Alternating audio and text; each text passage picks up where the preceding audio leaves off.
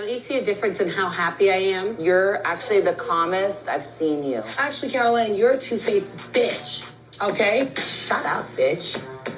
What's up, guys? Welcome back to my channel. So it's been 2 full years since The Real Housewives of Dubai first premiered, but we're finally here to talk about Season 2, Episodes 1 and 2. So be sure to like, comment, subscribe, and let's jump right on into it. So yeah, we have most of the cast returning. The one person who was swapped out was Nina Ali. Thank God, she was kind of fucking boring. And we swapped her out with Talene, who's from the US. She lived in Dubai for the past 9 years, and she's friends with Caroline Brooks. And right off the bat, we're seeing Caroline Brooks. She's dealing with a lot of business-related pressures right now. She's starting her own business and all this shit. And she's drinking a lot more, as the cast members are pointing out, and as we're appearing to see already in the first 2 episodes. So I'm kind of seeing her, one might say spiral, but you know what I mean? Kind of investigating that. I'm also kind of intrigued with the whole Sarah situation, because especially in episode 1, there's a lot of conversation about okay, Sarah is super spiritual and wellness and spiritual healing, all this shit. But is she a good person though?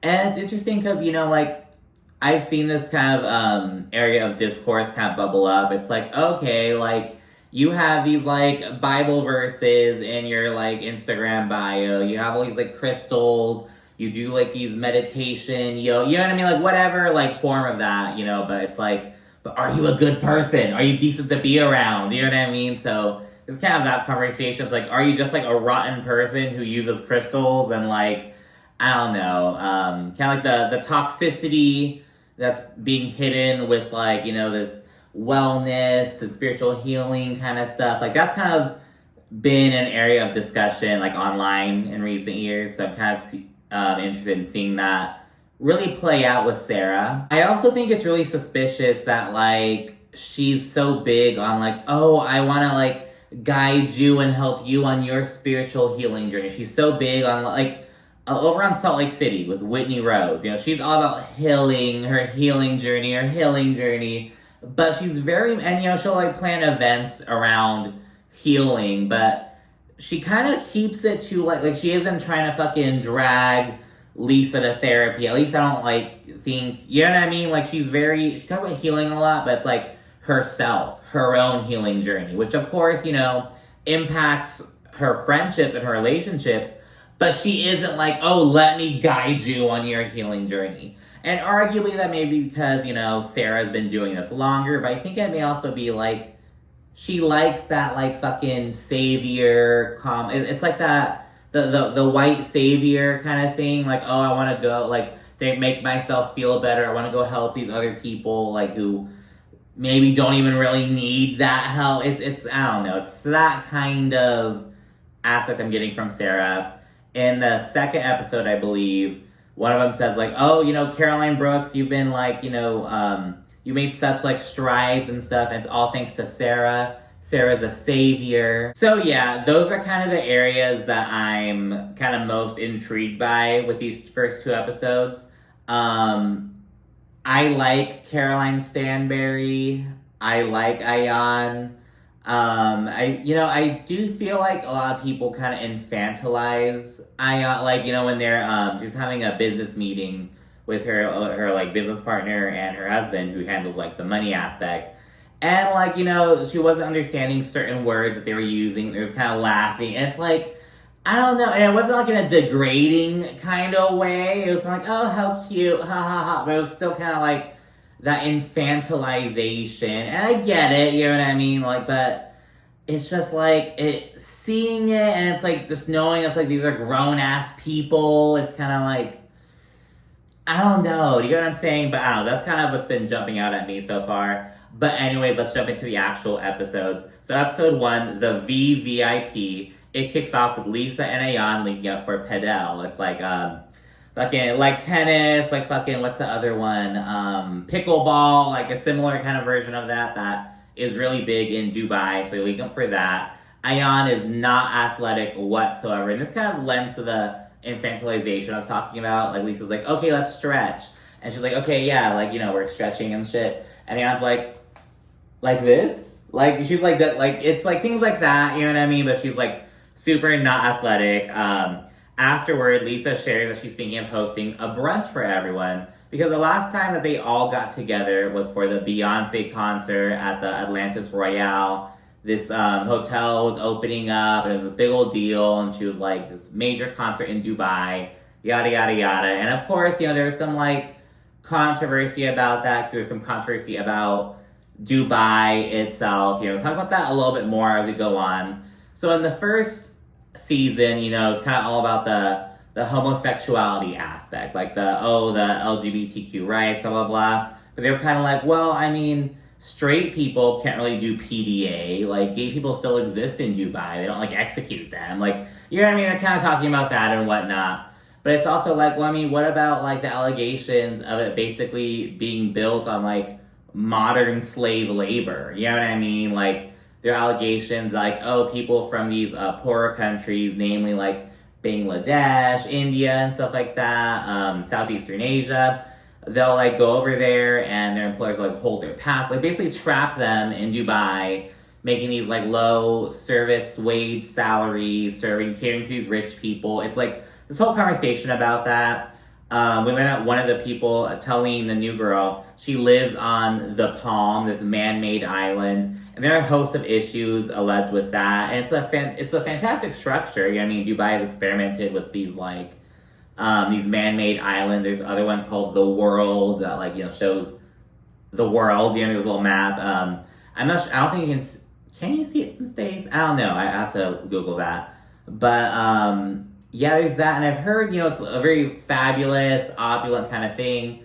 But I've also heard that, like, you know, there are some issues with, like, stagnant water, like water stagnation. Like, it would get all smelly and shit because it went, like, because of the shape of it, the water wasn't sufficiently able to, like, flow and everything, and it didn't have little levees or anything in between. It was just, like, some issues that come with that. Nina, the girl who Talene is replacing, she lived in the Burj Khalifa, like the tallest building in the world, and it's, like, a residential structure.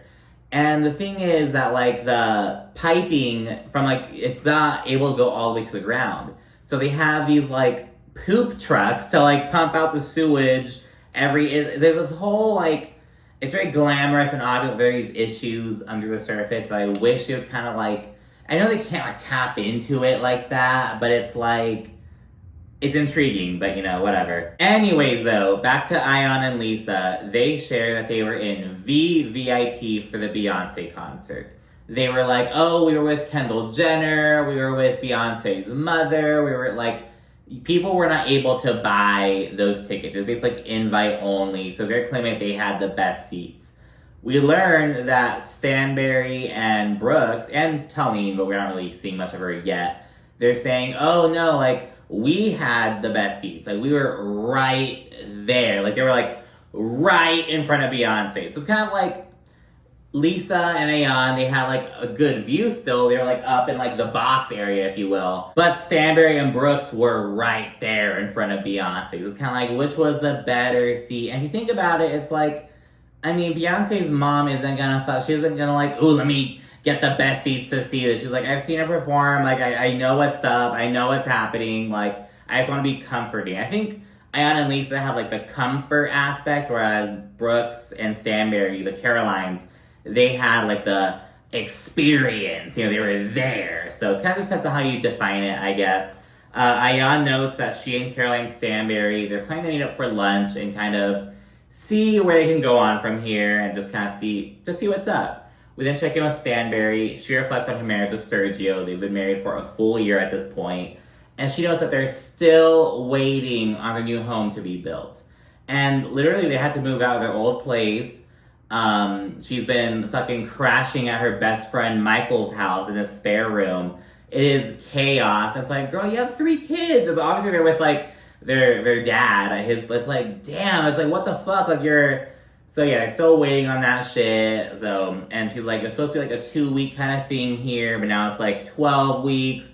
So yeah, it's fucking insane. And Caroline actually discusses all the hoops that she had to fucking jump through to get a mortgage in Dubai, because at the time she was like 46 years old. She had to like run on a treadmill for so long, get all these health checks, like see if she was worthy to like be able to like buy, like if she was gonna be around long enough to like, I don't fucking know. It was like crazy with that. Sergio points out they'll have to figure out, you know, like how they're gonna clean these, because we go up the stairs, like instead of like the banisters, it's like just glass.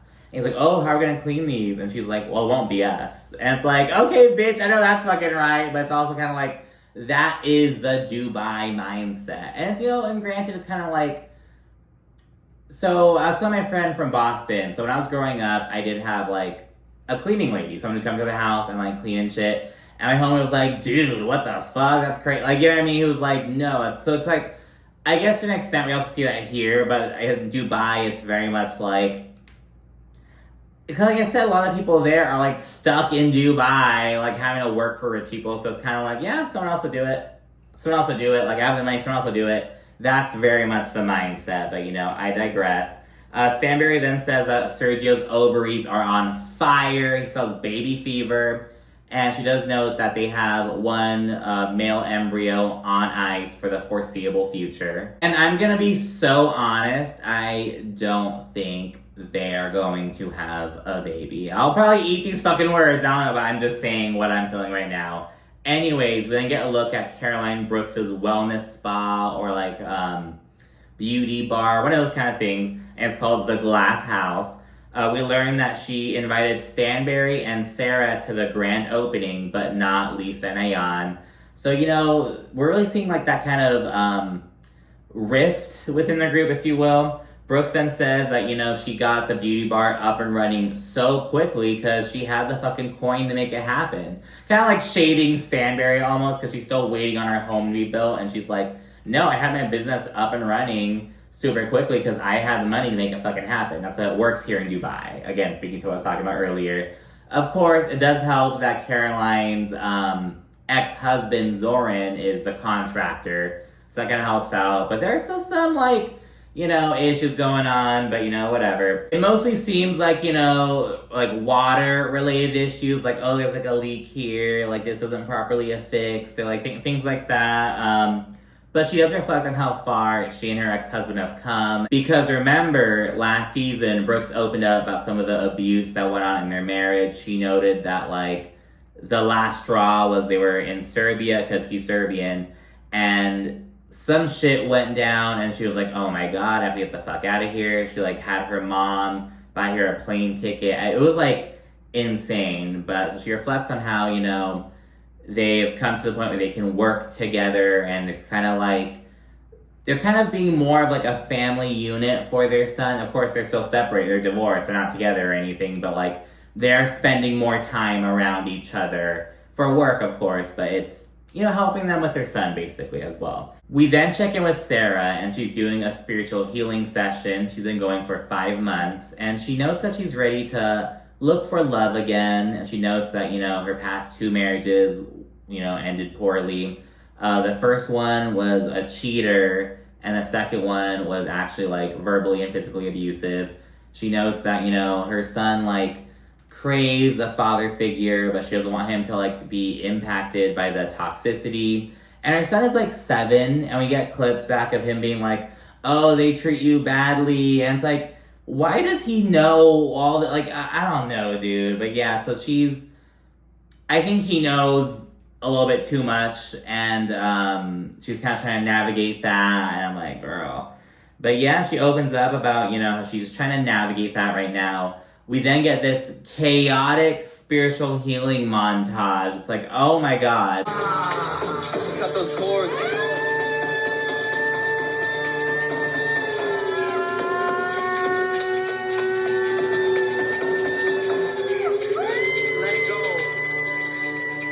Moving on to Lisa, she takes her 3 sons to soccer practice, and she opens up about like Mina Rowe, her maternity line, and some of the work she's been doing with that. And she notes that, you know, she really wants it to be like good, period. Not like, oh, that's good for like maternity wear, or that's so cute for maternity wear. No, she wants it to be cute, end of story, end of sentence, you know what I mean? So that's kind of her goal. And she says that Stanbury and Sergio shading her business last season really hurt her. So she's like turning that like hurt into like fuel to like really focus on her business. Stanbury and Ayan then meet up to clear the air, and after some small talk and whatnot, they mention how they're both gearing up for their kids to go to college in America. And I remember during season 1, Ayan's husband, who went to Boise State in Idaho, he was like, oh, Taj, you should look into Boise State, like my alma mater. And I'm like, bro, like Idaho is no joke, bitch. Especially for someone who like has has never lived in the U.S. and know about American culture and shit like that. It's kind of like, let him stick to like the bigger cities. You know what I mean? Like L.A., New York. Like, don't send him to fucking Boise, Idaho, girl. Like, I remember seeing a fucking tweet, and they were kind of like addressing the stigmas about the South and shit like that. And they were like, Northern Idaho per capita has more Nazis than anywhere down south. And it's kind of like, yeah, girl, like, don't send them to fucking Idaho. It's like, oh my god. But anyways, Ayan then shares that since sharing her FGM, her female genital mutilation story last season, she's gotten a lot of hate and backlash from within her own culture because it's taboo to talk about, something that, you know, just like is just kind of not discussed, especially not so open and honestly on national television. And she also adds that Sarah, the one who encouraged her to go, the whole reason why Ayan opened up about this experience, she went to page 6 after the fact and was like, oh, Ayan, she like victimizes herself, or like she plays the victim to not have to like take accountability for her actions, to get away with the bad things that she does, some shit like that. And Ayan notes that, you know, all this shit just making her want to like retreat back into her shell and like not talk about it. But Stanbury encourages her to like do the opposite, to like get louder about it. Like, fuck the bullshit. Don't let them let you retreat back into your shell. Take a stand. And granted, I'll admit I do have some like questions regarding the sincerity of Stanbury trying to move on with Ayan, at this point at least. But I do like that she's at least giving her this advice. Stanbury is also saying she's really disappointed in Sarah. And the meetup wraps with Ayan sharing that her mom, who she thought was 65, is actually 80. She's 15 years older. And so she's like, well, fuck, I might be older than I thought too. Like, what the fuck? She can't laugh about that. Stanbury is like, I would love if you were older than me. He's kind of laughing. And Stanbury, she's only like 47. She's not even, like, they talk about, like, oh, like, I'm the oldest in the group. It's like, there are other houses and other franchises, like, 10 years older than her. It's like, she's not even that, like, old, like, to be honest with you. Caroline Brooks then introduces Talene, who she's known for 10 years. They're both crazy and from the U.S., just like to party and shit. They've kind of brought that lifestyle over here, you know, if you will. Brooks also tells Talene that Stanbury was watching her like a hawk at the Beyonce concert because, you know, Stanbury told Brooks, oh, she was like falling over, she was face planting, I saw her ass and G-string, I think Sergio might have seen her vagina, just saying all this fucking shit. And Brooks, who remember is kind of doing her own alcohol things this season, she's like, I have your back no matter what. So it's interesting because, you know, the Carolines have always been on good terms, always like on the same team, if you will. But now we're starting to see that Talene's in the mix, maybe a little bit of a rift with that. So kind of interesting. Lisa then brings everyone together for brunch. At first, it's only Lisa, Ayan, and Stanbury. And, you know, Lisa's admittedly kind of side-eyeing the two of them, trying to work on their friendship and whatnot, but whatever. And Ayan encourages them to really make an effort with each other because, according to her, Lisa and Stanbury are the ones who are like the most alike. They'd have so much in common. And Lisa's a little fucking icy about it. She's kind of like, oh, maybe I misjudged you. We'll see if it was a misjudgment later on. You know, it's kind of icy and apprehensive. But they do agree to give it the old college try. You know, we're going to give it a shot, you know, whatever. Brooks, Talene, and Sarah, who's wearing a fucking floaty, they didn't arrive. It's like, Sarah's such a fucking joke. I fucking can't. Anyways, everyone's in there chit-chatting at the table and whatnot, and during the conversation, Ayan randomly tells Talene, I heard you fell down and your ass and vagina were out. And it's like, girl, like what? So fucking random. Like, it was just so out of left field. And admittedly, Talene brushes it off. She's kind of like, whatever. Oh, I waxed. Good thing I waxed. Whatever. She brushes it off. Though Brooks is kind of pissed off at Stanbury, which I understand, because she's kind of like, what are you doing? First he's telling me this information. They tell Ayan. Then it's like, are you trying to embarrass Talene? Like, what the fuck? This is a mother. Blah, blah, blah. It's kind of, she's pissed off. And it's kind of like, okay. And at this point, we see that Brooks is drunk. She is so fucking drunk already. Sarah then mentions her spiritual healing journey and all that shit, and how Brooks actually just started as well. And it's kind of like, well, fuck, I mean, great job, Sarah. Look at her.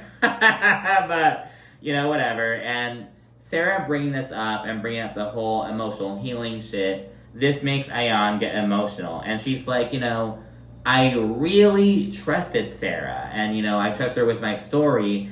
And she, repaid her by calling her a victim. I think she was playing the victim. So Ayan is really hurt about that. And when Sarah kind of catches wind of this, she responds by saying, I said your story is not an excuse for you to be mean to people. Which is a valid comment. I think it's all about the timing, the circumstance, how you encourage her to open up. And it's like, if it come, I don't know. It's just like, I get the sentiment, but it feels inappropriate. And I feel like if Sarah was really about that healing, empathetic bullshit, she would have realized that. But, whatever. Ayan then says that Sarah put a knife in her back after giving her a shoulder to cry on. And Sarah's like, well, Ayan, I've heard of you shit-talking me as well. And Lisa chimes in and she's like, stop deflecting. Did you call her a victim or not? And it's kind of like, that's fair. It's kind of like, okay, we're not talking about what Ayan did to you right now. We're talking about, did you say this to her? Yes or no, and then you can say your other bullshit. Like, that's the matter of conversation right now. And they keep going back and forth, and Stanbury requests that they, step aside and handle it privately. She's like, I would like to enjoy my bread and not get fighting. It's kind of like, just step aside and let them handle this over there. So they do, and Ayan tells Sarah she felt betrayed and hurt. And Sarah's like, well, I felt similarly when you were on Twitter talking shit about my businesses, saying that I don't really own any of them. And Ayan's like, oh, please, let's not go there. Let's not bring that up. And it's like, yeah, we're bringing that shit up. It's like, hey, you're saying, oh, you don't like how I treated you. I don't like how you treated me. And she talks about that. Sarah also notes that she, she posted a selfie with a quote on Twitter. And Ayan was like, oh, Sarah, not you trying to be a fucking Twitter model with these quotes. And granted, the quote was probably something fucking corny, some motivational bullshit. But yeah, just talking shit about Sarah on Twitter, basically. Back at the table real quickly, Talene kind of confronts Stanbury. And she's kind of like, oh, well, according to Brooks, you've had a lot to say about me. I just want to make sure we're all good. And they kind of brush it off. For now, at least. And like I said earlier, Talene isn't super bothered about it.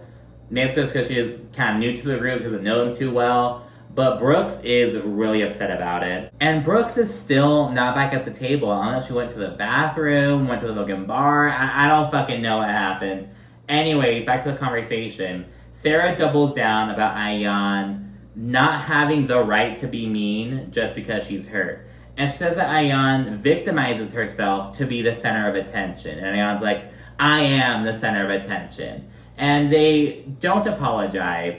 Ayan tells Sarah to stop pretending to be a good person. And she actually has to have surgery on her soul. Because Sarah has had a lot of plastic surgery. She's had a lot of plastic surgery, as long as I can say. And yes, says that Sarah responds by telling Ayan to actually start buying clothes and just fucking borrow them.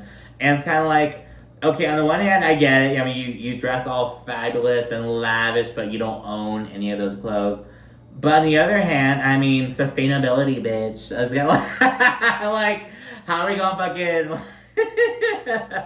And yeah, Sarah and Ayan, they return to the table with some tension. And Talene says they all need a shot, and that is where episode 1 ends. Moving into episode 2, Friendship on the rocks. We check in with Talene at home. She has 2 young kids and a very incompetent husband. He's getting ready to take them down to the beach, and he's like, oh, is she going out like that? Where are her shoes? Where are the shoes at? I can't put them on. Oh my, like so it's like, dude, do you not do anything with your kids as it's on the fucking camera? It's your first time, like, taking them out. What the fuck, dude? It was just so, like, what the fuck is going on here?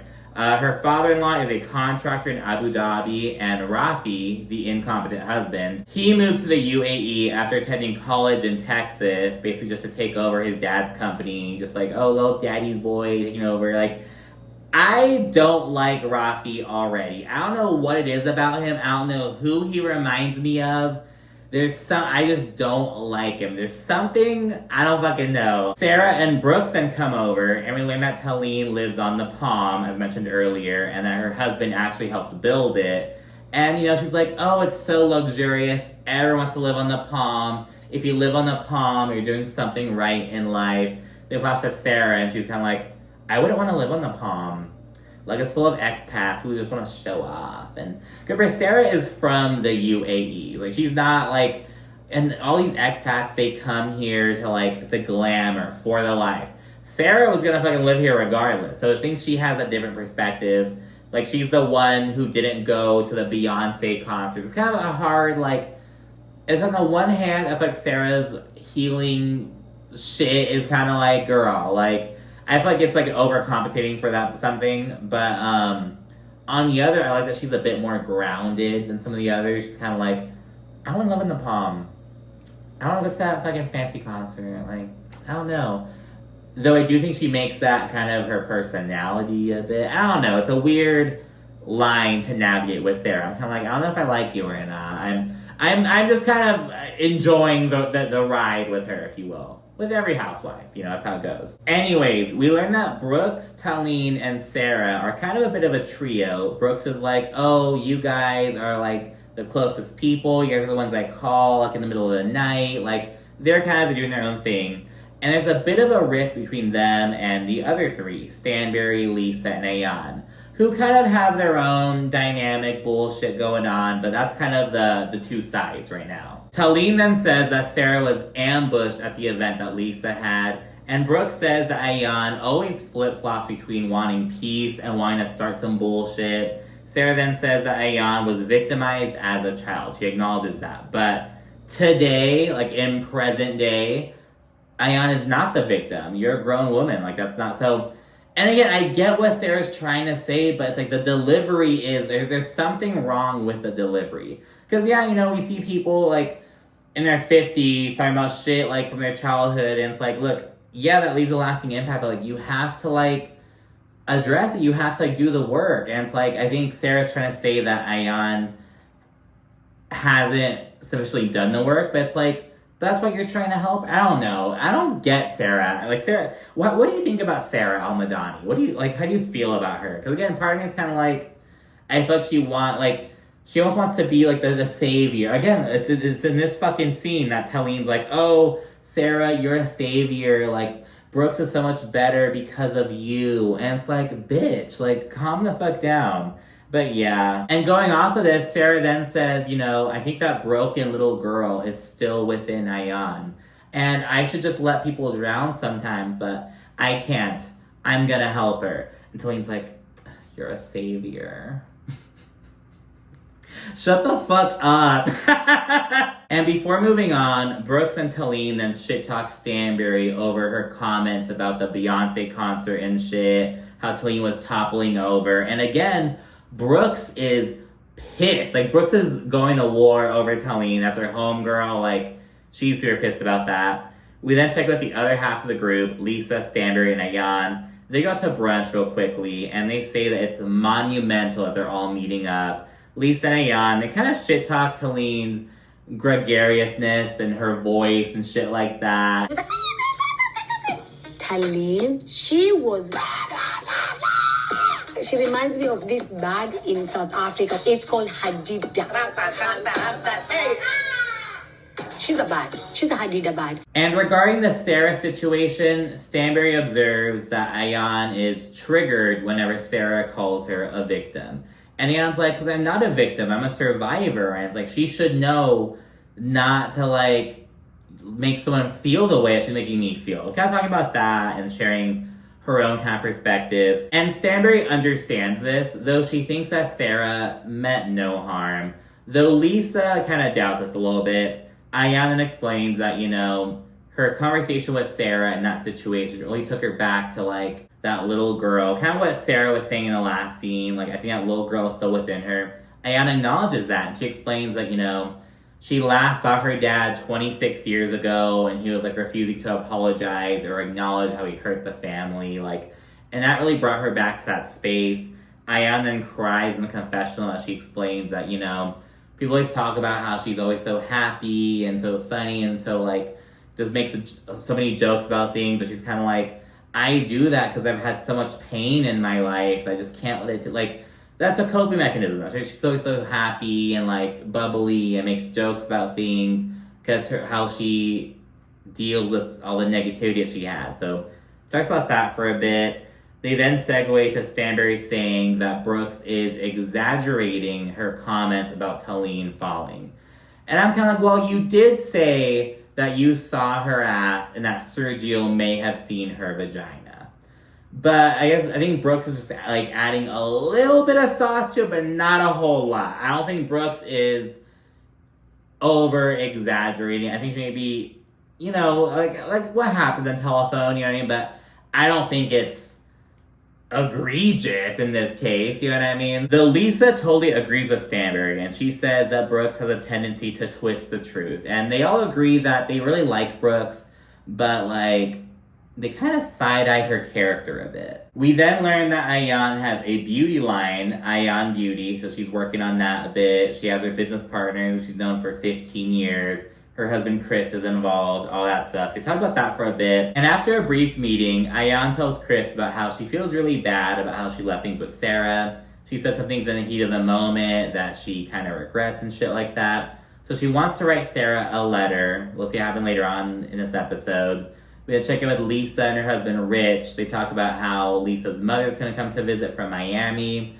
And they both have some guilt about, you know, making the move to Dubai like 10 years ago. It was supposed to be for like 2 years, but turned to 10. That's how they get you. So it's going to be a short-term thing, then it turns this long old fucking, you know, that's how it happens. And yeah, she shares that, you know, she wants her mom to, like, be able to be more involved with the kids and to, like, be more around, like, because they're really close. And she actually shares when she first moved to Dubai, her mom puts the night shift so that way they could be on the same time zone and talk every day. Like, it's been hard. She talks about how, you know, the expats glamorize, like, oh, you get to live in this fabulous city, blah, blah, blah. But the hard part is, like, not having that family support. So she struggles with that. And, like, for Caroline Stanbury, because she talks about how her parents are, like, the fucking prickly, cold, old money British people who send their kids to boarding school and shit like that. So it probably doesn't really impact her that much. But, like, to Lisa, you know, she really is close with her mother. And so she talks about that a bit. So they want the mom to move to Dubai. Rich is on board with it, but it seems like the mother may not be fully on board. But we'll see. Ayan and Sarah then meet up. Ayan reads her the letter that she wrote, like, right there at the fucking table. It's kind of like, okay, like, that works, I guess. And it's largely an apology letter. And Sarah also apologizes to Ayan, and she gives her a little gift, small little crystal angel kind of thing. And it actually makes Ayan super emotional. So they have a little moment, agree to move on. And after making up, Ayan, she mentions that, you know, a lot of the issues in the group are like she said type bullshit. And that, you know, she thinks that Brooks is the culprit most of the time. It all goes back to Brooks, she says. And Sarah thinks that Brooks is a good person deep down, though Ayan kind of doubts that. It's like, but deep down, real deep down, deep down, she's a good person. She's like, no, I disagree. So it's just kind of like that situation. We then check out the Brooks on her business grind at the glass house. She's just working so much. She's always in the fucking office. She's always doing her thing. Later on, both Sarah and Talene observe that, like, Brooks is working a lot and she's working hard and she's playing hard. It's kind of basically the situation. Talene pops in, and during a small little talk, Talene says that Brooks is calmer than ever, and it's all thanks to Sarah. Talene then shares that she's gonna have everyone at her house for a little get-together. She's gonna have her family there as well. And Brooks is kind of apprehensive about Stanbury being there, but Talene's like, look, I want to move on. I'm not gonna carry this bullshit, blah, blah, blah. But Brooks is like, well, I actually know Stanbury. I can't do the fake shit with her. And they also talk shit about her being very toothy. Like, oh, she's rather toothsome. So about her being her toothy smile, I don't fucking know. We then fast forward a little bit, and Talene is setting up for the party, and she speaks on how the UAE has, in recent years, become a lot more lenient with its alcohol restrictions. Like, at first, it was like, you can only drink at a hotel, basically, but now, if you have a liquor license, you can order alcohol. So, talks about that a bit. Talene then says that Lisa can't make it because she's gonna pick up her mother from the airport. We get this super cute scene of Lisa and her 3 sons waiting for her mom, and it's so fucking cute. Like, and Lisa's mom kind of looks like her, like, a decent amount, in my opinion. And while getting ready for the party, we check in with Stanbury and Sergio in their organized chaos. They're crashing in the fucking guest room. They have all kinds of shit there. It's a fucking madhouse. And Sergio shares that he's a little bit insecure because, so Stanbury and her ex-husband, they're gonna go on a little college tour in the US for their daughter. She's 17, getting ready to go to college in the US, and she just wants her mom and dad there, not Sergio. And this clingy bitch straight up says, like, it's 7 days. Anything can happen. And it's like, what, dude, what? They got divorced for a reason. And it's like, they're on a college tour with her daughter. Like, you think they're gonna fucking share a bedroom? Like, it's just so odd. But yeah, he's just super fucking clingy. And I think Stanbury kind of likes that. She shares that, you know, her ex-husband was always traveling for work. Whereas with Sergio, he's always fucking attached at her hip. He's always fucking breastfeeding him somewhere. Like, he's always with her. And she makes this joke like, oh, even if we do become a family again, you could still move in with us. It's fine. And he's like, are you fucking kidding me? And she's just laughing. She's having a fucking ball with it. I really don't think they're gonna be together for the long haul and like I really don't. I think she's just having fun. I think she's just, you know, I don't fucking know. Anyways, it's now Talene's party. Her parents arrive and some background on them. Her family's Armenian. They're from the US. Her dad has a law practice in Washington, D.C. and in Dubai or Abu Dhabi, somewhere in the UAE. And once Talene started having kids, their parents were like, oh, like, we have to start being in the UAE more. So they're around pretty often. The leads begin arriving, and as soon as Stanbury arrives, Brooke starts talking all this fucking shit, like cash money shit. She's a fake bitch, fuck that bitch. And again, you can tell she's been drinking already. A little bit later, Sarah kind of calls Brooks over to come say hi, which she does. She greets both Sergio and Stanbury. And while they're in the vicinity, Brooks is like, oh, Talene, I hope you waxed your vagina tonight. And her husband, and remember, Brooks was so mad. She's like, that is a wife and mother. You don't say that shit. Now you're in Talene's house in front of her husband saying shit about Talene's vagina. Like, they aren't bringing this shit up. You're bringing this shit up now. It's like such a fucking mess. Thankfully, Sarah shuts the shit down. It's like, see, bitch, you shouldn't have called Brooks over. But yeah, she shuts it down. And she says she's noticed Brooks drinking a lot more as she's dealing with the business pressures, things like that. Stanbury tells Ayan that things are kind of weird with Brooks, and Brooks just keeps talking shit. She keeps talking shit, and she and Talene are like fucking wasted. They're like drunk. It's like, oh my gosh. Talene then introduces Sarah to one of Rafi's friends, because Talene was like, oh, I can set you up on a date, like, I got you, girl. I know all kinds of dudes, like eligible bachelors. And, you know, it just doesn't really go well. Sarah's not really, like, fond of the idea of, like, being set up. She actually calls Sergio over to, like, save her. She's like, Sergio, I don't want to do this, right? Like, she's like, Sarah and Sergio seem to have a little bit of a friendship going on. I kind of like it. But yeah, she's just not really with it. a little bit afterwards, the guy kind of tries talking to her again. He goes up to her and he's like, oh, like, where'd you get your tattoos from? Kind of just tries to talk to her. And Sergio, Stanbury, and Ayan, they all just embarrass the fuck out of Sarah. All over the world. Oh my god, I thought you said when do you get your food stuff?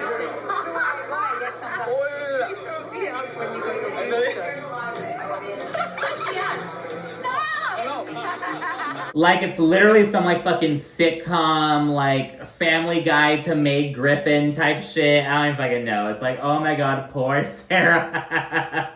Anyways, Brooks, wasted off her fucking ass, 3 sheets to the wind. She then gives Stanbury a shot, and she's like, oh, I fucking love you, even though you're a bitch to me. This is an olive branch. And Stanbury's like, ditto, like, you're a bitch to me too. So it's this whole fucking thing, and Brooks is like, be nice to me. Be nice. It's so fucking much. And again, Sarah comes to the fucking rescue. She pulls them aside and has them sit down and just basically just talk with each other. And Brooke says that she's upset, and Stanbury is like, well, you know, I'm upset too because you're stirring shit between me and Talene. And Brooks is like, what are you talking about? What do you mean? Like, she switches on a fucking dime. She's like, what are you talking about? And Stanbury's like, well, you're telling Talene that I don't really like her that much, blah, blah, blah. And Brooks gets up and she calls Talene over to, like, get involved in the conversation. And Talene actually confirms that, yeah, Brooks was saying that Stanbury's talking all this shit about me, blah, blah, blah.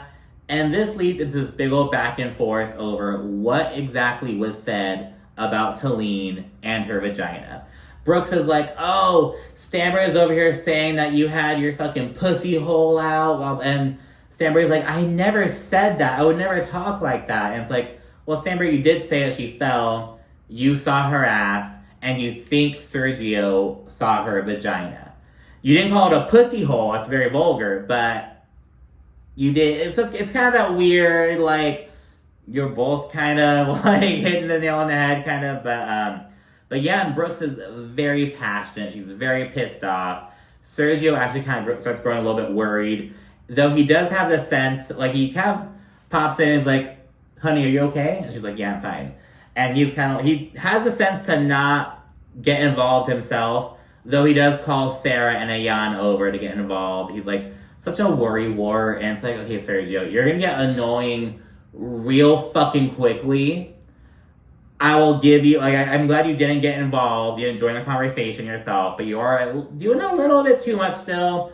It's gonna get old, but I'm not quite at that point with him yet. I'm kind of like, okay, I'm giving you that. I'll give you this pass, dude, but, like, you gotta let the bitches handle their shit. You know, you can't be all this fucking mother goose trying to fucking, like, back the fuck up, dude. But anyways, Brooks is going on, and Stanbury's like, I'm not arguing with this. Like, she's like, Brooks is wasted. She's fucking sitting there, her eyes are all droopy, and she actually fucking says, it's like trying to have a conversation with Jabba the Hutt. And I was like, oh my fucking god. But yeah, like, Brooks is just fucking slosh. She's fucking out of it. Talene, she makes a similar observation to what Sarah shared earlier. Like, oh, like, Brooks is just working so hard right now. She's drinking a little bit more than usual, blah, blah, blah. Though Talene thinks there must be a bigger issue between Brooks and Stanbury, between the Carolines, than, you know, her vagina. You know, she's like, there has to be more tension to this situation than the conversation about me. Like, I'm not sure what's happening. But anyways, that's it for the first 2 episodes of The Real Housewives of Dubai. Let me know what you think down in the comment section. Be sure to also like and subscribe. And of course, stay tuned for more. Thank you for watching. Bye.